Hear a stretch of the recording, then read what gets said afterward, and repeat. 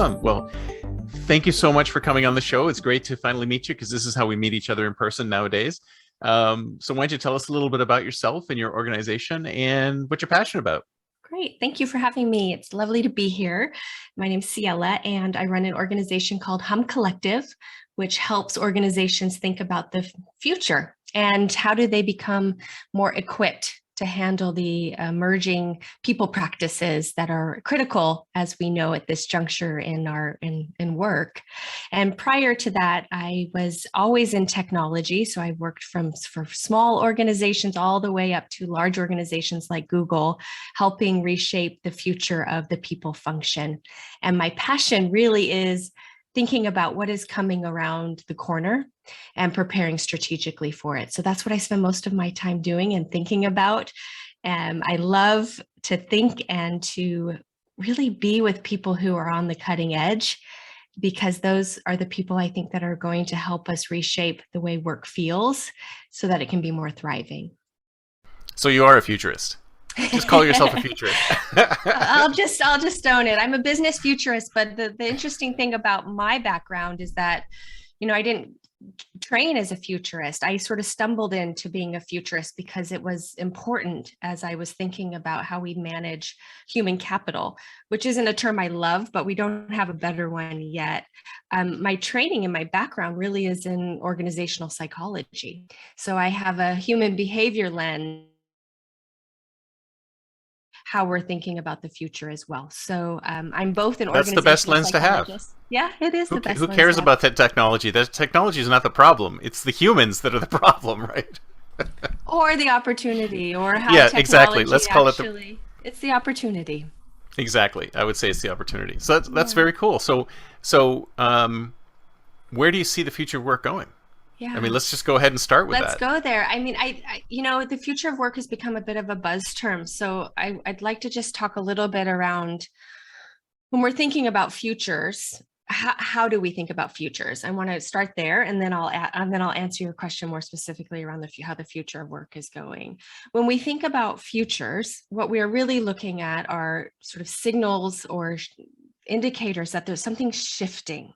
So if you look at what we're talking about around the future of work, around flexibility, about the shifting employer-employee contract, all of these are signals and symptoms of something larger that's changing. So when I think about the future of work, what I'm looking at are more like second or third order implications, the downstream of impacts of some of these things that we see happening at this current moment. So flexibility and personalization of work is not the future of work. It is an indicator that something is larger is at play, and larger is going to be shifting. So when we look at futures work, we're looking not only at sort of the fundamentals of how human beings operate inside an organization, but we're also looking at economics and demographics and how that's impacting the workplace. We're also looking at things like changing resource constraints and climate change. So we're looking at really these macro factors and how they're going to impact the way we work in the future. So that's the way I start thinking about the future of work. And when I think about the future of work, maybe 5 years time, I imagine that we're going to see actually quite a bit of a different sort of employee-employer contract beyond what we're starting to see now. And that's going to include things like employees having more voice in very specific ways. And we'll get to see that. I think we're actually in the middle of another sort of labor revolution. And that will really shift what happens in terms of the way we work and how we work. Now, that is only going to happen in the employee's benefit if we continue to have an economic situation that's favorable to employee choice. So it's up in the air around how this is going to sort of manifest. I think we could look at different scenarios and say there's a couple of different options that might happen. And that's what we do in futures work, is we look at different scenarios. So one scenario is that the employee continues to have a lot of say, a lot of sort of authority over how they want to work. And we might see over time then that the way we think about the organization completely breaks apart, and that an organization is not the center of an employee's career. What's at the center is themselves And it won't be them sitting inside an organization, it will be them curating how they want to work. And then what will have to follow suit with that is laws and regulations and things that are basically set up to be on the organization's behalf. So that's one sort of potential. Another potential is that we enter a recession, which I actually don't think that's what's happening, but let's just say that's a potential. Well, all signs point to it. So yeah, I'm glad you're saying that it's not going to happen, because Maybe I wouldn't like to see it. There's some different analysis that's happening right now that's saying it might not be exactly a recession.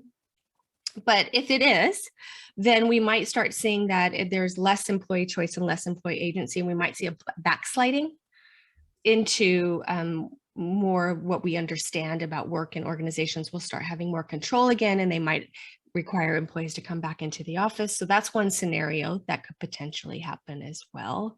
These are sort of extremes. So what's likely to happen in the future of work is that we'll find ourselves someplace sort of in the middle of that. Yeah, and isn't it depends on the company and the industry, no matter what you're doing. But are you seeing that there's, because what you were talking about reminded me of Dan Pink's book from 2002, Free Agent Nation. You probably read that. I haven't read that one. I've read his other ones, but not that one. But he wrote in 2002 that the future of work will be everybody is out for themselves. They're running their own little business, and they just bounce from one place to another. It's basically saying the same thing that you just said. And it's like that book came out in 2002. I read it and I said, yes, that's definitely the future of work. But it's taken, he thought it was going to take much less time, but it's taken this crisis to actually drive more people to see it that way, as opposed to sort of like a career for life at a particular organization. That's right. I mean, what he's talking about is the gig economy. And at this point, the gig economy, from a regulation standpoint, and just sort of how employees would, or gig economy workers would get paid, et cetera, it's not actually comparable. So the issue is not that people don't want to choose that, or that there's a marketplace for it. Absolutely. But the issue becomes that we've indexed so heavily on this idea of the organization holding things like health insurance and holding things like salaries, which are stabilizing forces and factors, that the reason why there's been an influx of this sort of choice around being more of in a portfolio career, you could call it that as well, is that now there's been either, people have decided, okay, I have enough. How much is enough? There's sort of been a reckoning and a questioning around that. There's some analysis that said that, people weren't spending during the pandemic. And so then there was a bit of a cushion to be able to make different choices. So there's some different views on why at this inflection point, people are taking more of that choice. The only way it's going to stick, though, is that if the societal structures change, where that's actually a viable long-term solution for a wider mass of the population. Yeah, because it's interesting. These are all hierarchical structures, these organizations. And are there any organizations out there that are not like that are looking at the new model and going, let's do this? Yes and no. I think yes, in small pockets. And I see actually some very large organization looking at skills-based jobs versus sort of jobs as we typically understand them. And that would be the equivalent inside an organization of a portfolio or a gig career, because what you're looking at is accumulating a set of skills, and then that becomes what your value proposition is. So I do see organizations starting to look at these talent marketplaces, large organizations, where they're putting that sort of in the hands of employees to build their skill sets over time. And that's essential, because the skills that are needed are changing so rapidly, and the jobs are changing so rapidly. You make a job description and then it goes out of date in 6 months' time. We all know that. Like when I started working at Google, they're like, here's what your job is going to be. And then I got it, and then 3 months later, That was not what my job was. So, I so know that doesn't happen anymore. that It's doesn't like, happen anymore. the other duties as required becomes Yeah, your job, right? it becomes your job. And that's essential because you're adapting and you're flexing inside of what's required. And so that's the emergent model that I'm really interested in, around how do we become more adaptive and predictive around the skills that will be required, and rethink what a job actually is made of. And I do see organizations doing that. To discuss sort of the idea of hierarchy is a different thing. And I've been really sort of anti-hierarchy probably for the last 3 years. I'm actually changing my mind about that. And Oh, here's really? why. That's interesting. I am, because I actually do think that hierarchy is essential in human structures. So if I go back to thinking about essential human behavior factors, we are always creating hierarchies inside our societies to be able to understand how to get stuff done and who has control in decision making. So I don't think there's a great replacement yet for hierarchy, because it's a social structure that we rely on just as human beings.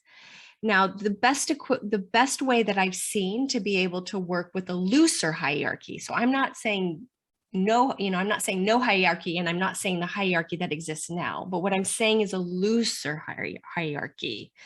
And what that requires then is much more transparency, clarity around decision making rights and protocols, and things that sometimes we don't really like to do inside of organizations, is to say, you really are responsible here. We kind of slide back from that. We don't always like to say that.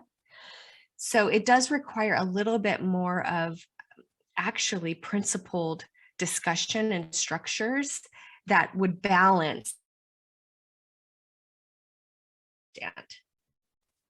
Yeah, because it seems to me that sometimes people go into these large organizations because they like that sort of almost anonymity. It's like, I'm just going to do my Mhm. job and I'm going to go home and I'm going to do my thing. And Yeah. I'm not really involved in what it is. And, let somebody else make the decisions. But really, in this looser organization structure that you're talking about, there's definitely more, there's more employee input into the way where things are going.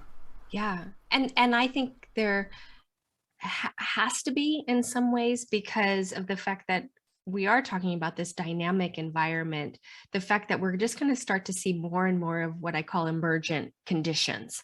And that's things like the coronavirus, that's things like a war in Ukraine, that's things that are coming, that's the climate crisis. These things are just going to keep sort of continuing to obstruct how a business strategy is trying to be built and executed. And it's not one smart person at the top of the hierarchy that's going to be able to solve for that. So we do need to start pushing down inside of an organization and extracting all of that acknowledge that skills that exist in different ways. Absolutely.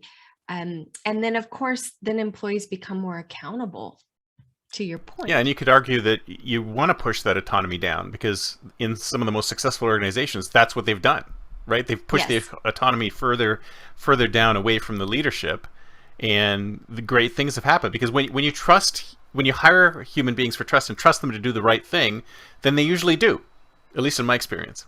That's my experience too, as long as you're clear around what you're trusting them to do and what you're expecting of them. So we need some level of clarity around that. And it's just a polarity, right? At the end of the day, you need more authority, autonomy inside an organization across all employees. And you still need some level of loose hierarchy when push comes to shove, to make a call, to make a move, to provide a container so that people have some sort of stability. Yeah, Otherwise, it's just a free for all. yeah. Well, that's what was going to be my next question. How do you lead that kind of organization? Ah, such a great question. We're learning how people lead this type of organization. And the way I categorize it is that these leaders are what I call wayfinders. And by that, I mean they're setting sort of directionally correct. They're saying, I don't know everything, but I think directionally it looks like this, but I can't know how to get there without all of you, because you can see something I cannot see. So we bring each other together and we become sort of this crew of explorers, if you will. And the job of the leader is to be the wayfinder, to help architect what I call sense making. So what do we see here? What input do you have to help us chart the course forward? So it's a looser form of visioning, because you don't exactly know the exact way, but you definitely have some sort of inspiration that's guiding you. And I still think leaders need to inspire and to galvanize excitement about something that matters. And I think that's essential, not only to sort of align this wayfinding exercise, but it's also essential so that employees can decide, do I want to be part of this organization or not? What does this organization stand for, and does it align with what I'm about? Yeah, because if you think about it, I mean, that's if the leadership doesn't set the vision, then no one knows what direction we're going in. I mean, I had this issue when we were at Yahoo, is that there was no central vision from leadership saying this is the what direction we were going. Mm-hmm. And when we didn't have that, everyone was going off in all different directions doing various things. And if you started pushing autonomy down at that point, it's kind of like it's a mess, right? So there really needs to be that clear vision Mm-hmm. of where you're going. And I'm wondering why a lot of companies don't provide that. I mean, a vision is not, oh, we're going to make as much money as we possibly can. Like, that's not a vision, if you ask me. No, that's an outcome or a hope. Yeah. So no, that's not a vision. We're going to be the richest company in the We're world. gonna be No, the richest never company mind. in the world. I mean, I think what you're talking about is the constraints of how capitalism is architected and how we understand shareholder value. So it's easy for an organization to get confused, because who are they reporting to and what are they being held accountable to if they're public? And so, and I think the other piece that doesn't,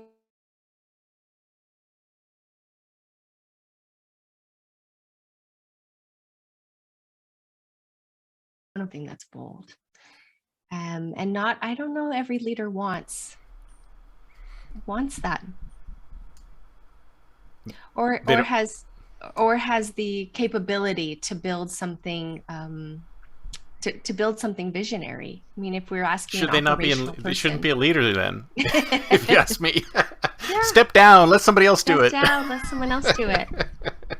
I agree, but you know what's interesting about that, though, is that a lot of the organizational structures I see really don't set up leaders to be imaginative, visionary. I've been in a lot of conversations lately with very senior leaders at large companies, and they say, there's no place for innovation, there's no place for vision. I'm just being asked to block and tackle and be operational. Yeah, and that's like, if you ask me, that's the problem. It's like That's the the CEOs problem. should be, this C-suite should be the visionary ones, but we have sort of people in middle management being the innovators, and they're trying to get their senior leadership to be visionary, and all they think about is execution. It's like they can't think about what's next, and it's really hard to drive people into. And you probably experience this when you talk about the future and foresight work. They're like, oh, that's all fine and dandy, but we want to know what's going to happen next, like in the That's next right. few months. And I'm like, no, no, no, you need to go further out than that. I completely agree with you. And the place where I actually think maybe I disagree is that, yes, the C-suite is important to this process, but I think every leader is critical to creating vision and really thinking wider and helping their employees do the same. I believe that's the job. Um, the operational excellence is critical, but that doesn't make leadership. And to your point, I'm kind of surprised. I mean, maybe I shouldn't be, but I'm a bit surprised that the pandemic didn't wake up enough leaders to the fact that being a futurist is actually essential to the job. Exactly, because when crises hit, people seem to sort of tighten up their timelines instead of Yeah, pushing them out. And it's almost like they're clamming up because it's like, oh, I need to protect myself against what's happening now. But you need yeah, to find a path out, at that's least in my right. perspective. Yeah. And and continue it to reinvent that path. So then you're not actually on the back foot trying to get yourself out all of the time. What you're doing is you're on the front end of the wayfinding. You're the explorer who's discovering the new land before everyone else is. So it is curious to me why this doesn't become sort of an essential skill. Um, and maybe it is just the structures that exist to sort of execute and move forward, and the timelines of outcomes that leaders are beholden to. That's true. I mean, everyone's so short term. Short term thinking is so rewarded. It's not Mhm. funny. We need some new kind of compensation model that rewards long term thinking. I think that We that might be really the way to do. go. Yeah. And where I see people being able to do this are actually companies who have decided not to go public, or companies who have decided to become a B Corp, which is giving them room to Yeah, think in exactly a right. I different mean, way. have you read the book Loon Shots? Yes, I read Uh, pieces of it. Yeah, it's great because one of the things they were talking about is that the profit model ruins a lot of innovation because if these great ideas don't make money, they're not done. And it's kind of like, well, that's unfortunate, right? Because there's tons of stuff out there that is really, really innovative Yeah. and could benefit the human race, but because you can't sell the damn thing, no, it doesn't move forward. And that's what the government is for, is to fund those kind of crazy ideas that don't really have a profit motive at the moment. It was kind of like Twitter when Right. they first came out. They didn't know what they didn't know if Mhm. they were gonna make any money off it. So we need to try things that don't necessarily have a built-in business model. We do. And I think different organizations attempt to do this in different ways. Obviously, Google is known for having X, Moonshot Factory, to just that. And they actually, it's impressive what they've built, because they build actually a different view of what a profit model could look like. Now, of course, they were funded for a long time by a profit machine. And that's the way we've been able to sort of figure out inside organizations the ability to do that. The question becomes, how do you do that if you're not an extremely successful and profitable business? How do you make sure that that is still essential as part of your model?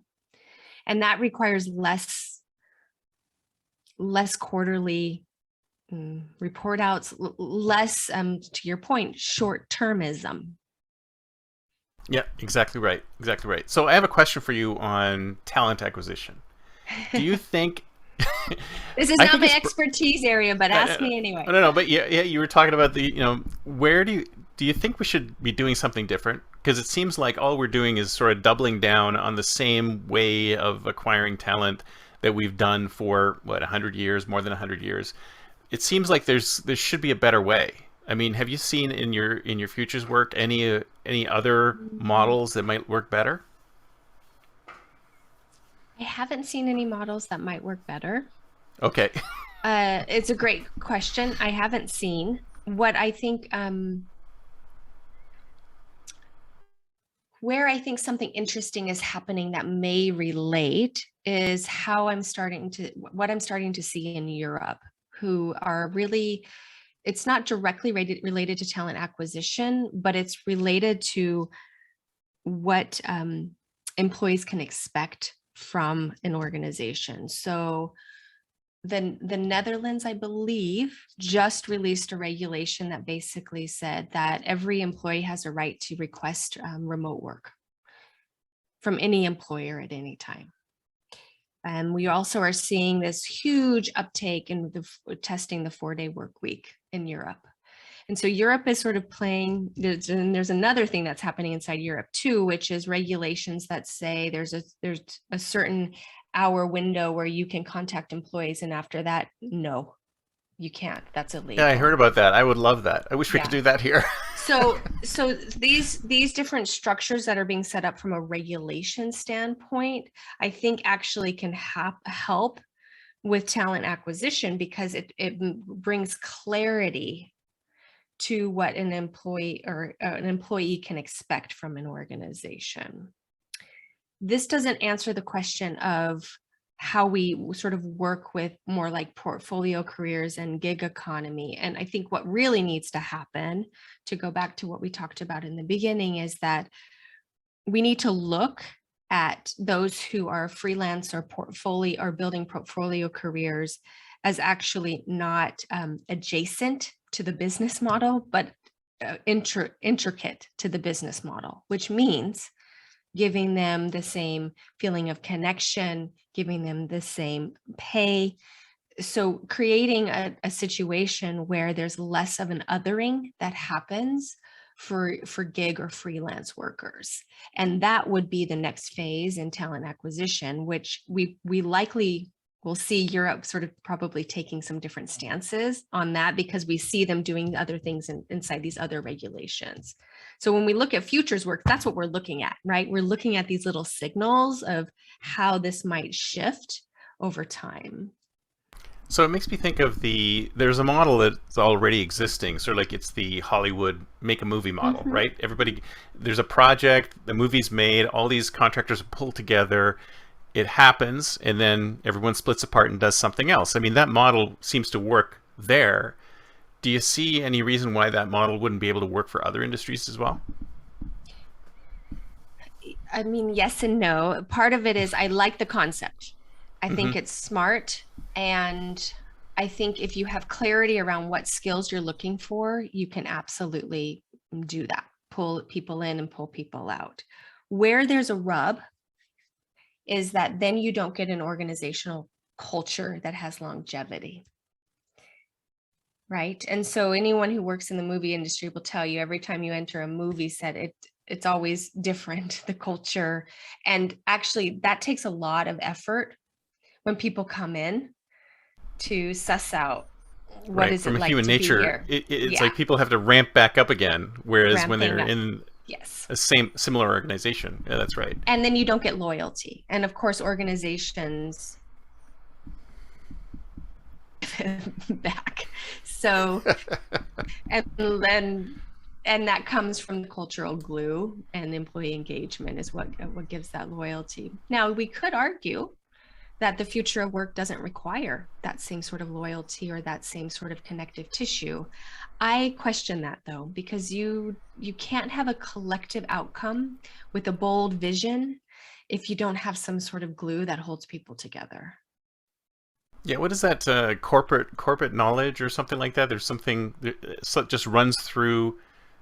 It's a consistency. It's almost like a personality, like a corporate Mhm. personality in those kind of project-based models where they just come together, disappear, come together, disappear. There's no continuity, No, right? there's no So you can't, fabric.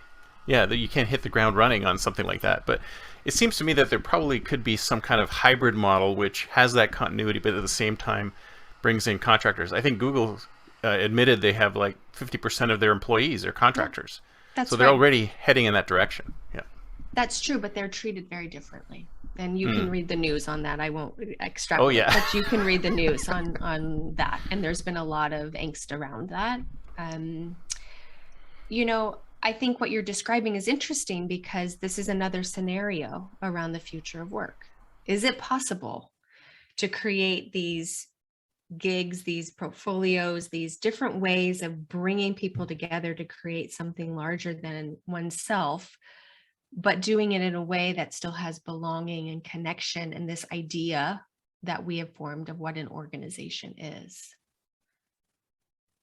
Yeah, it's I think it's something that we have to work on because these types of changes require these new types of organizations because you're seeing that butting up against it. And I think you're mentioning that we've been doing things in a completely old school way, and we need completely new models Mhm. to deal with where we are right now. And are any of those?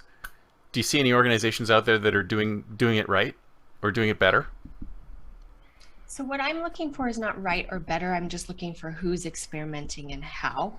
I really think with these new models, when we're talking about reinvention, they might be bumpy in some ways. And so Hmm. I'm looking for the organizations that have Bumpiness is good though. it, That's how you get that's rid how of. you're moving forward. So what I always am looking for are who's willing to sort of make a move and try. I so Salesforce has something called Success from Anywhere. They went very early, which I really appreciated, to say, okay, we are going to create a model where people can be successful from anywhere. They did not wait for everyone else in the tech industry to make a call and make a move. They're one to watch in terms of how they're thinking about this. And they started with team agreements, and they started pushing really deep into the organization to create structures that would hold glue at the team level, which I think is really smart and very interesting. So that's one. And the other one that I'm always watching is Automatic. They were remote long before remote became sort of a conversation. And they've been publishing a lot of their learnings because people are interested, and they have a really sort of an interesting model around that. So it's worth watching sort of how that is moving and shaping. And then the other place that I am also watching is like I mentioned, the B Corp environment, and who is deciding that being a B Corp is essential, and why. So there are some unexpected players in that space, where I think it was, even if I recall correctly, I think Adidas was doing some work around thinking about B Corp, and which is sort of an Really? I'm unexpected. surprised at that. That is Yeah, unexpected. I yeah. mean, I can see Etsy. And I I can would see have to, Etsy there, but I can't see yeah. Adidas for some reason doing that. So I have to go back and look at the specifics around it, but there are some just sort of unexpected places, where people are choosing some really different, unexpected things. And those are the places that I would continue to look and pay attention. I have to say, though, my very strong bias is that every organization needs to figure this out for themselves, because it's so deeply contextual. So I am not a fan of best practices. It's important to benchmark and understand what other people are doing as edge cases. I believe that. But my view is that every organization needs to run an innovation process to figure out their own practice. And this is what I do with organizations in my practice now, because what we've learned so clearly is that if you're waiting and looking at someone else and then copying what they do, it doesn't work. Yeah, I'm with you there. I'm absolutely with you there. So I have a something I want to throw at you that I used to work with the actually I work with still work with the IFTF, and Mhm. we were doing a future of work thing a few years ago, and one of the constructs that this guy postulated was that we're all going to move to more of an Uber style model where you have senior leadership, which is humans, sort of like a dispatch middle management, which is all AI, and then you have workers at the bottom. Do you think that that model? You think that we'll see that model more broadly, or is it just sort of stuck in sort of like the gig economy, Airbnb, Uber type of thing? Hmm. I don't think that's the way it's manifesting. Mm, In terms of AI. I mean, AI is continuing to be an augmentation, not an actual layer inside the model. So I don't think that's actually what's manifesting. Now, that's not to say that that might not happen over time as AI gets smarter, but I don't think that's so. What I see happening in terms of AI is that it's helping to build, decision trees, or to give more analysis and data, but that a human being is still ultimately sort of making a choice and a call. And so what that actually requires is not that there's a leader, AI models, and then worker bees. What it means is that there is a synergy and a connection where that technology layer augments the capabilities of the human being. So that requires, of course, human and machine collaboration in new and essential ways. I think we can do that. We've always been doing that. We learn very quickly how to work inside a technology layer like Zoom, for example, which is where we are right now. So I actually think it's much more a collaborative model than sort of this distinction that you've described. Well, yeah, I mean, there's a lot of futurists who are doom and gloom, and they're like, "Oh, AI is going to take all these jobs," or once we see autonomous vehicles, it'll be 4 billion jobs lost, or something insane like that. I'm like, Sure, but that's not the model. That's not the way we're going." And there's a lot of talk about how AI is supposedly so smart and can take away human jobs, but it's not. In the No. reality is AI is still pretty far behind.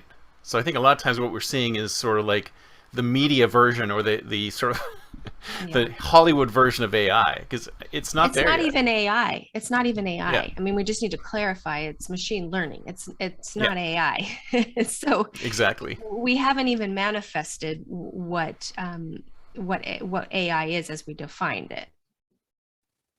Yeah, so we don't really have to worry about it. In the future of work, maybe we're talking what, 50 years, 100 years before we really have to concern ourselves with us losing our jobs over AI. Yeah, if ever. I'm not concerned by that. What I think will happen is human ingenuity will find other ways for us to be creative and valuable and innovative. We've done that always. You could have worried that the car, once the horse-drawn carriage was gone and we moved to the car, the same types of concerns existed. Oh yeah, and it's coming into the internet age too, because it's kind of like look at all of the work, all of the jobs that the internet created, and nobody even thought of those No, prior to the internet being generated. So when you have these futurists saying, "Oh, this is how horrible things are going to be," but they can't postulate beyond this this thing is that there's going to be whole new industries beyond that beyond that that. they can't even That's right. think of. So every time that there's a major change, there's more opportunity there. And you're right. I mean, human ingenuity is going to come in and say, "We'll figure this out." I think so. And so for the most part, I'm an optimist around it. The part where I'm a bit of a pessimist that I do think we need to address is education, because we're going to continue to see gaps if we don't help people become digitally native beyond just being able to use a computer, to be able to work with AI, to understand machine learning. That is a we have to have digital savvy, not just the chosen few. Oh yeah, absolutely. And there's another area that needs to be disrupted is education, because a lot of people Education. just learn from YouTube now. Mhm. So that might even be it's like, how do you know if we're still, like, I think you were saying it before, it's like we're still stuck in the, oh, I need a degree, or I need this much education, and how much time do you actually learn when you're at college and places like that. So I think in deciding who you should hire, you don't necessarily need to look at a credential and go, yeah, this person, we should hire this person. It's almost like learned experience is almost more important. Learned experience is important. And I think also knowing how to learn is important. So that is when I think about hiring, or really who I've seen be the most successful, it's those people who can pivot and learn, take different perspectives, are able to adapt and grow. That's the essential skill of our time. And we can teach that to kids in school, outside of school. And in terms of degrees, there are still things that are probably essential to learn inside of degrees or college. Um, and I think we need to probably pay attention to that as well. But does everyone need a degree? I'm not so sure. Yeah, absolutely. So I wanted to ask you about how do you help the people function in these organizations think more about the future? I mean, they're Yeah. so focused on the thing that they're doing today. What kinds of things do they need to do to sort of change their perspective? Yeah, thanks for asking. So I usually run an innovation process with the organizations who are wanting to say, okay, what's next and how do we do this? And it's sort of a three-part foresight process, I guess you could say. But my view is that it's really getting from foresight to strategy. So I'm because I'm working inside organizations that do need to build strategies and have plans, it's not a big pie in the sky exercise. It's much more pragmatic than that. So we start with looking at what I've just talked about a lot, which is edge cases. So what are we talking about? What is the future thing that we're trying to look at? So let's just say it's leadership. The question we would bring to the table is, what is the future of leadership? And I would do a scanning process, and I would start looking at what's on the cutting edge here, who's doing something really that's an anomaly, what does some of the new research tell us? And I would build, and then I build a research report that essentially looks at the dynamics of leadership in the context of now, but also where we see it sort of moving in the future. What are the early signals there? And because I'm And do you working, do that yeah, focused on the specific industry, or is this across the board? it's across the board. I think it's a trap to look at a specific industry. Now, I have a lot of clients who in the tech industry who always ask me, what are other people in the tech industry doing? I said, you don't want to, I can tell you that, but that's not where you're going to get the juice. Where we need to look to where the unexpected players are.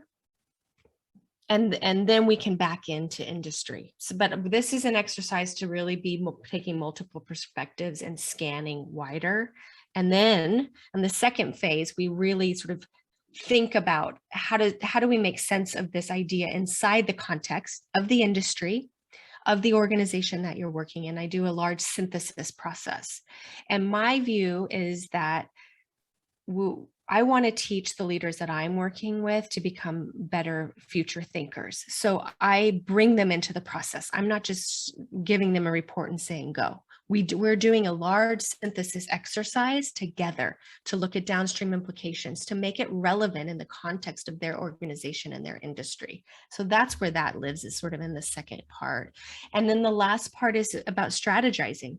So what big bets can they make inside their strategy now to help them leapfrog, to help them build the next practice, things that are palatable and can work within the constraints that they're operating in.